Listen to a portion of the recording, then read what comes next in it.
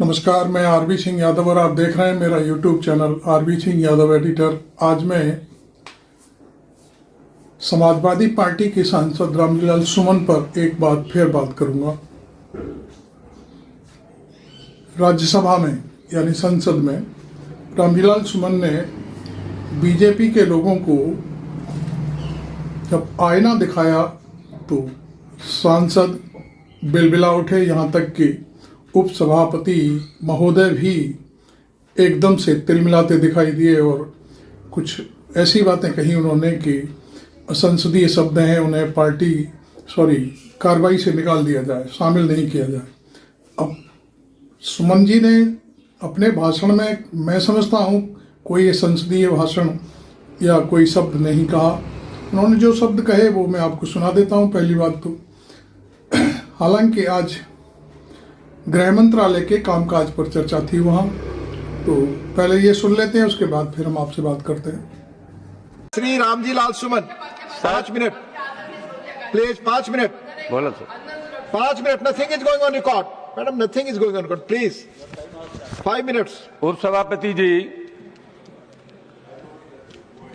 हम गृह मंत्रालय के कामकाज पर यहां चर्चा कर रहे हैं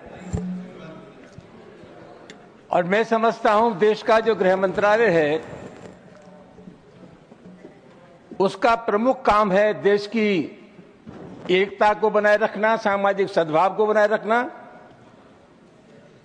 ये पूरा देश एक घर है और हिंदुस्तान के प्रधानमंत्री और गृह मंत्री का ये दायित्व है कि हिंदुस्तान में विभिन्न जाति और धर्मों के लोग रहते हैं, यहां सभी धर्मों में सामंजस्य हो, एक धर्म के मानने वाले दूसरे धर्म की इज्जत करें। लेकिन पिछली बार देखने में आया है कि जानबूझ करके हमारे देश में सामाजिक सद्भाव को बिगाड़ने की कोशिश की जा रही है। उपसभापति जी, मैं नहीं जानता,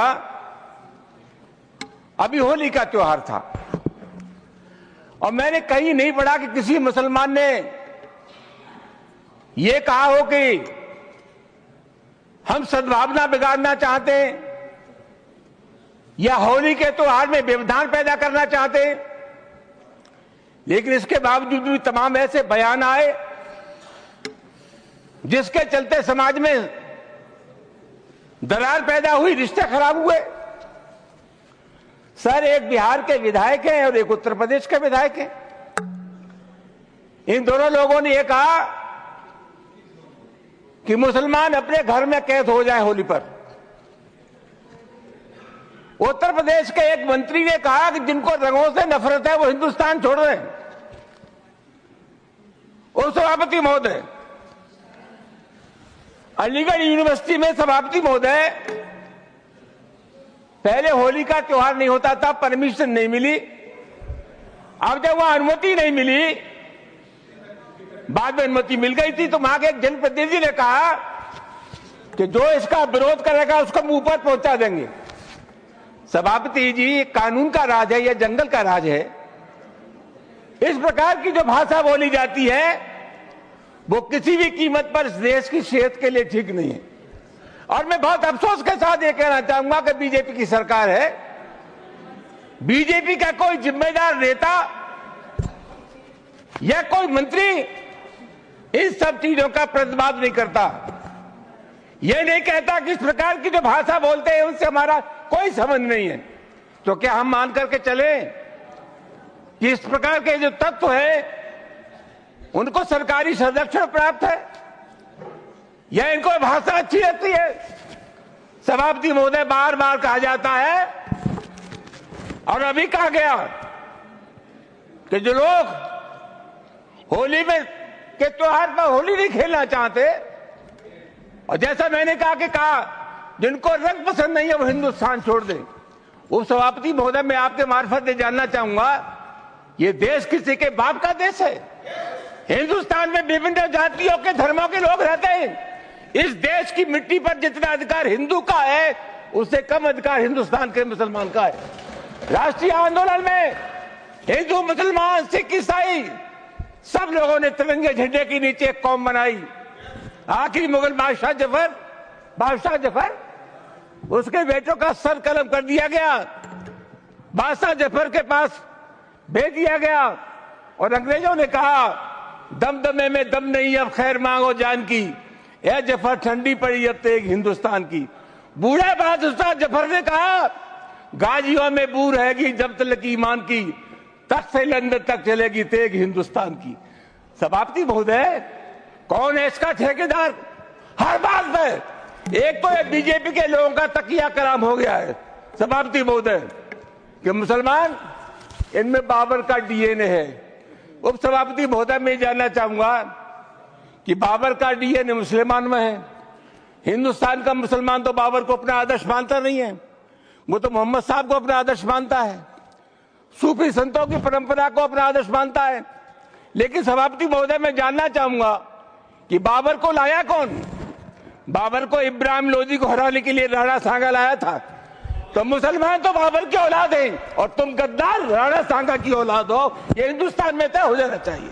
अगर बाबर की तो आलोचना करते हैं, राणा सांगा की आलोचना नहीं करते।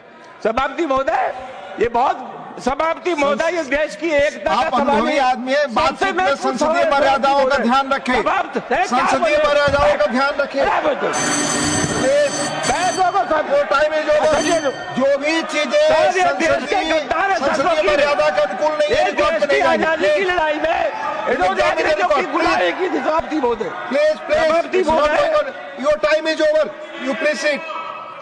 माननीय श्री वाई को ऑनरेबल।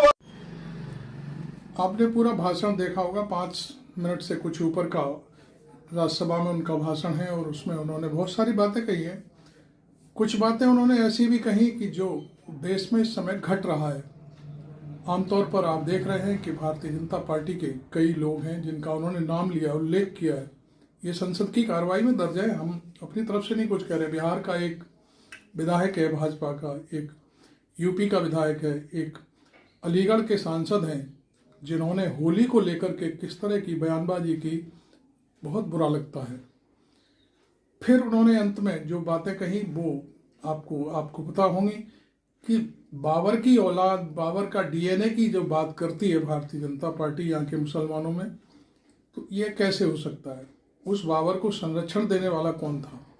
इब्राहिम लोदी को भारत से भगाने के लिए कौन बाबर को लेके आया था? ये बात जब उन्होंने खुलासा किया कि राणा सांगा खुद लेके आए थे, तो आप जो है गाली बाबर को क्यों देते हो? बाबर को देते हो तो फिर राणा सांगा को भी गाली दीजिए। उनके इस बयान को लेकर के इतना ज़बरदस्त आक्रोश भारतीय जनता पार्टी में दिखाई दिया कि बहुत ही, मैं समझता हूँ कि सारी जो चूल्हें होती हैं राजनीति की, वो सारी की सारी हिल गई। चूँकि भारतीय जनता पार्टी के जो सांसद या जो राज्यसभा सदस्य थे, उनको आईना दिखाने के लिए रामजी लाल सुमन ने जो ऐतिहासिक तथ्य सामने पेश किए वो बहुत ही ज़बरदस्त थे। और मुझे उनका ये वीडियो मेरे पास आया तो मैंने सोचा भाई आपको भी दिखा दें और बता दें। हालांकि इस समय पूरा आपको मालूम है कि महाराष्ट्र जो कितना अच्छा राज्य है, वित्तीय मामले में बहुत, वो पूरे देश में सबसे आगे है। उस देश को दंगों में झोंकने की पूरी साजिश की गई। औरंगजेब को याद किया गया, उनकी कब्र को बाहर निकालने की कोशिश की। बाहर तो कह रहे कब्र उखाड़ फेंकेंगे, बुलडोजर ले जाएंगे, लेकिन जब विधानसभा में बयान दिलवाया गया तो वहाँ का मुख्यमंत्री कहता है कि ये ASI से संरक्षित है। ASI आप समझते होंगे, नहीं समझते हैं तो मैं बता देता हूँ।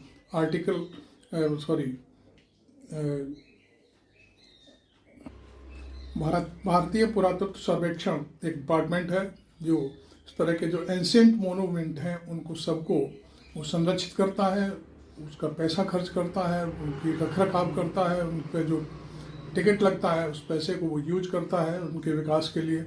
जैसे वहाँ पर जो औरंगजेब की जो कब्र है वो भी संरक्षित है और ASI कहते हैं जिसको।